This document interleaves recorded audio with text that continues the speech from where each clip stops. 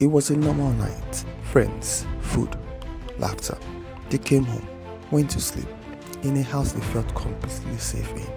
But by morning, four of them were gone, and two people in that same house slept through the whole thing, or thought they did. This is the story of Kylie, Madison, Zana, and Ethan. Four university students, young, vibrant, full of life, murdered in their beds on a November night in Idaho by a man who had been watching them for weeks. The house sat at 1122 King Road in Moscow, Idaho. A typical student house, 3 floors, roommates, late nights, friends dropping by. Kaylee and Madison had been best friends since the 6th grade. Inseparable, Xana and her boyfriend Ethan were young and in love. He wasn't even supposed to be there that night. He came to be with her. On November 12th, 2022, it was just another Saturday. They went out, had dinner, took photos, laughed. The kind of night you don't even think about afterward, because nothing about it stood out, nothing felt wrong. But behind that ordinary Saturday, something was already moving in the dark. Less than 8 miles from that house lived a man named Bryan, 28 years old, a PhD student at Washington State University. His subject, criminology, the study of how criminals think, how they plan, how they choose their targets, and this is where things started to change. Because he had been driving past that house again and again. Phone records later showed his device was detected near 1122 King Road multiple times.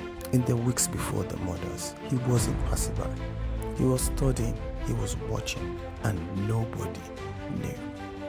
On the night of November 12th, Kaylee and Madison went out to a bar called Corner Club. They stopped at a food truck, got a ride home.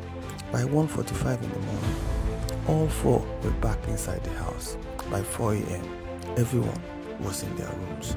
Xana had even placed a DoorDash order just after 4 a.m., the last digital trace of her life. Sometime in the early hours of November 13th, Bryan entered the house. No first entry, no alarm triggered, no neighbors called 911, just silence. And one by one, room by room, he killed them. Just think about that for a second. 4 people in the same house, and 2 of their roommates slept through it, or woke and didn't understand what they were saying, not until it was already over. The next morning, messages went unanswered, calls went through to voicemail. Just before noon, one of the surviving roommates called a friend. She said something didn't feel right in the house. The friend came over, he went upstairs. He walked into Xana's room, and what he found there, he could never unsee. Police were called to 1122 King Road at 11:58 a.m. What they found inside was described as one of the most disturbing scenes officers had ever encountered. Blood, silence, and 4 lives simply gone. Let that sink in. A Saturday night, a student house, and by Sunday lunchtime, the world those 4 people lived in no longer existed. The case exploded around the country. No weapon found, no suspect named, no clear motive. And the question that kept everyone awake: how did someone enter a house full of people, kill 4 of them, and walk out without anyone raising their alarm? Then came the detail that changed everything. Surveillance camera near the house had captured a white Hyundai Elantra driving past at the wrong time. Police released their description, and the Washington State University officer ran a search. One car matched to a graduate student in the criminology department, Bryan. Investigators started watching him. They followed him to his parents in Pennsylvania. They watched him wear surgical gloves while taking out his own trash, placing rubbish bags into his neighbor's bin, trying to eliminate his own DNA. And that's when everything changed. On December 30th, 2022, FBI agents moved in. They found him in the kitchen, wearing examination gloves, sorting trash into Ziploc bags. He was arrested on the spot. As investigators built their case, what they found was methodical, calculated, chilling. A knife had been left at the crime scene, abandoned near one of the victims. DNA on top of it was tested. It matched Bryan's. His phone had pinged near the house 12 minutes before the murders. 2 separate occasions. Studying the house, the patterns, the people inside. And then there was a selfie, taken the morning after the murder, in front of a mirror, giving a thumbs up. The father of one of the victims called it a trophy. He said Bryan returned to the scene, realized no one had called 111, and had taken a photo to celebrate. Think about that for a second. 4 people dead. Their families were about to have their world destroyed. And yet, he took a selfie. Bryan was charged for the murder of 4 counts of first-degree murder. He maintained his innocence for nearly 3 years. Then on July 2nd, 2025, just weeks before his trial was set to begin, he pleaded guilty to all 4 murders, to the burglary charge, to everything. The judge asked him directly, did he kill each victim willingly, deliberately, and premeditation? For each name, he said one word, yes. On July 23rd, 2025, he was sentenced to 4 consecutive lifetimes.